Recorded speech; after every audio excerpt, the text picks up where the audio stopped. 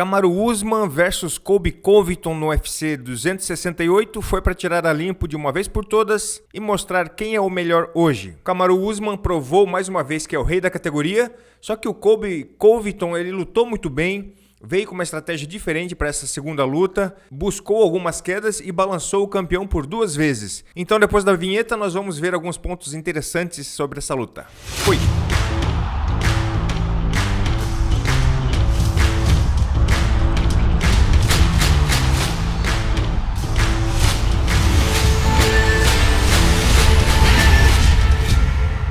Usman é um dos caras mais consistentes do UFC. Sempre com uma estratégia impecável, ele faz o que tem que fazer para vencer as lutas. Seja usando o seu wrestling, caso o cara seja muito bom em pé, ou se mantendo na trocação, caso o jogo do oponente também seja bom na luta agarrada. E já que o Usman não precisa inventar moda porque o seu estilo vem funcionando há 15 lutas, quem tem que tentar algo diferente são os adversários. E o Colby veio com uma estratégia diferente para essa luta. Não foi o suficiente para vencer, mas eu acredito que foi uma tática mais consciente e melhor do que a primeira luta entre eles. E deixa eu te mostrar por quê. A galera fala que o Colby deveria ser mais agressivo desde o começo da luta, porque isso que traria vantagem sobre o Usman. Eu concordo que esse é o melhor caminho para se vencer o Usman. Mas se ele tivesse feito isso desde o começo, o Colby cairia na mesma cilada que ele caiu na primeira luta. Ele iria tomar uma saraivada de jabs e diretos, como aconteceu no primeiro encontro entre eles. Por mais raçudo que o americano seja, ele correria o risco de ser nocauteado novamente. E por que eu digo isso? Porque para Colby impor uma quantidade de golpes maior, ele teria que utilizar muito mais o seu golpe com a mão da frente,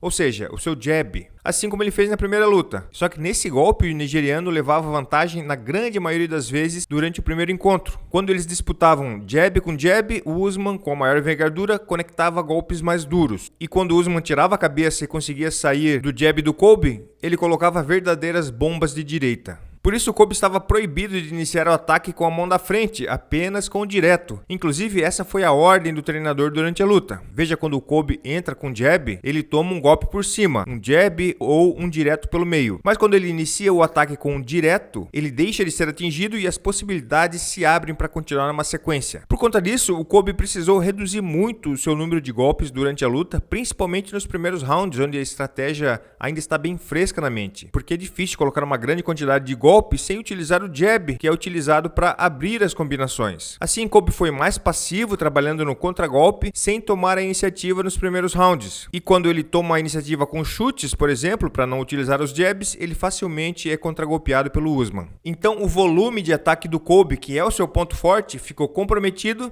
e acabou se igualando com o número de golpes do Usman. Por isso a luta ficou mais gerenciável para o campeão. Mas para não falar que o jab do Colby nunca funciona, teve esse lance aqui. O Usman entra com um upper sem preparação nenhuma e recebe um jab de encontro, que chega a dobrar as pernas. O Colby tenta capitalizar, mas parte para cima displicente com a mão direita baixa. Quando ele desfere o direto, ele toma um cruzado de esquerda perfeito. O Usman ainda rotaciona o pé da frente, que dá mais firmeza para o golpe, e o Colby vai a knockdown. Colby levanta, toma mais um cruzado de esquerda por cima do seu jab, cai novamente e resiste com muita bravura até o final do round.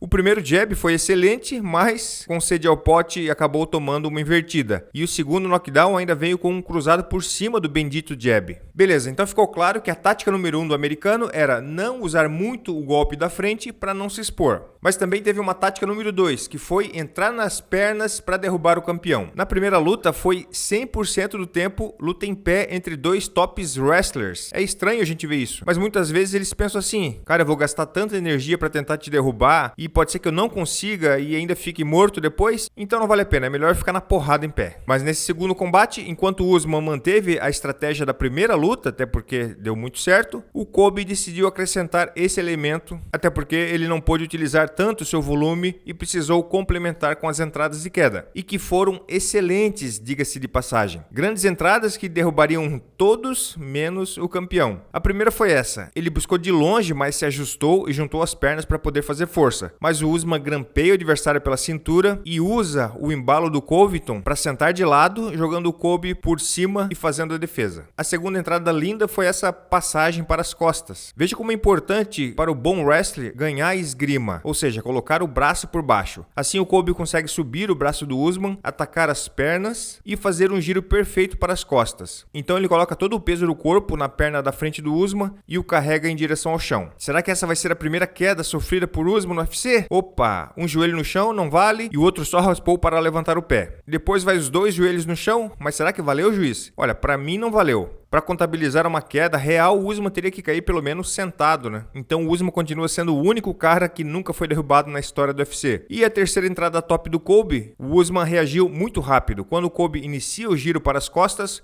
o Usman esgrima os dois braços por dentro e traz o Colby para cima. E veja que imediatamente o americano esgrima novamente por baixo e ataca as pernas. E aí a gente pode pensar, já que o Usman é tão brabo assim no wrestling, por que ele mesmo não coloca o Colby no chão e resolve a parada? É porque o americano também é outro monstrinho nessa modalidade. Olha esse lance. O Colby partiu para cima sem base, o Usman só se abaixou e segurou as pernas do Colby sem esforço. Sentado, o americano tenta uma guilhotina, mas vê que não está funcionando, desiste e vira de costas para sair, que é o típico do wrestling. Ele não poderia expor as costas desta maneira contra Durinho, por exemplo, mas ele arriscou contra o Usman. E foi muito legal a saída dele, porque o Usman travou o Colby perfeitamente com o braço esquerdo enquanto prepara para bater com a outra. Uma posição clássica de um bom wrestling que consegue dominar no chão. E aí como é que sai dessa posição sem primeiro tomar muitos golpes no rosto? Aí é só a criatividade de outro grande wrestler como o Colby. No momento que o Usman desfere o golpe, o Colby utiliza esse time para girar no mesmo sentido, se soltando da pegada do Usman para conseguir levantar. E quando ele levanta, ele ainda dá aquela risadinha. Ah, aqui também é All America, rapaz. Ou seja, na luta agarrada é briga de cachorro grande. Porém, ainda as tentativas de queda do Colby, mesmo que não tiveram muito sucesso,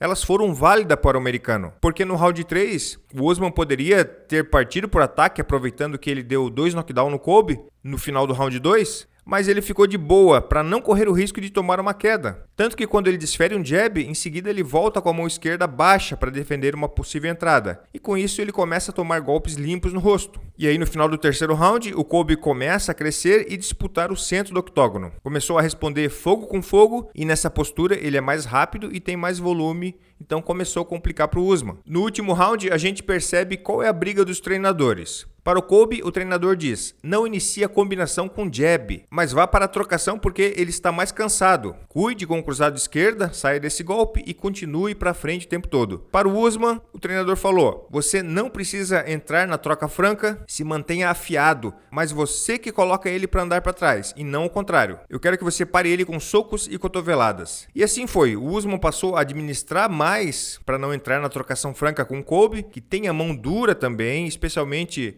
dentro de um volume de golpe maior, mas os pontos dos rounds anteriores já estavam garantidos para o campeão. Vitória importantíssima para o Usman. Será que depois dessa ele passa a ser o maior da história da categoria meio médio, como a galera tá falando? Eu particularmente acredito que não. Acho que ele está na metade dessa escada para conseguir alcançar o Georges St-Pierre. Só no quesito defesa de títulos, o St-Pierre defendeu o dobro de vezes o cinturão e ele dominou num tempo que também tinha muito casca grossa. Mas o que você acha? Será que já está na hora dessa categoria ter uma nova lenda ou ainda o GSP é o cara a ser superado?